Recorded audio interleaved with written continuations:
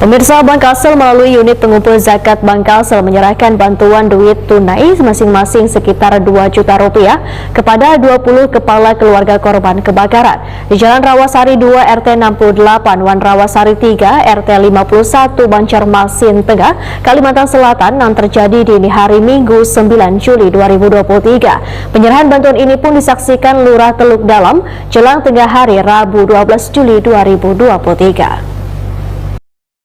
Bank Kalsel melalui unit pengumpul zakat Bank Kalsel menyerahkan bantuan duit tunai masing-masing sebesar 2 juta rupiah kepada 20 kepala keluarga korban kebakaran di Jalan Rawasari 2 RT 68, Wan Rawasari 3 RT 51, Banjarmasin Tengah, Kalimantan Selatan yang terjadi dini hari Minggu 9 Juli 2023. Penyerahan bantuan disaksikan Lurah Teluk Dalam Muhlis Ada jelang tengah hari Rabu 12 Juli 2023. Di sela penyerahan bantuan, Sekretaris UPZ Bank Kalsel Junaidi berharap warga yang terkena musibah kebakaran Tabawan tetap semangat dalam melanjutkan kehidupan sehari-hari. Bantuan ini diharapkan, ujar Junaidi, sedikit meringankan beban warga yang terkena musibah kebakaran. Menurut Junaidi, bantuan yang diberikan berasal dari zakat yang dikumpulkan dari pegawai Bank Kalsel maupun donatur yang menyalurkannya ke UPZ Bank Kalsel. Zakat yang terkumpul kemudian UPZ Bank Kalsel salurkan kepada warga yang berhak menerimanya, termasuk diberikan kepada warga korban kebakaran.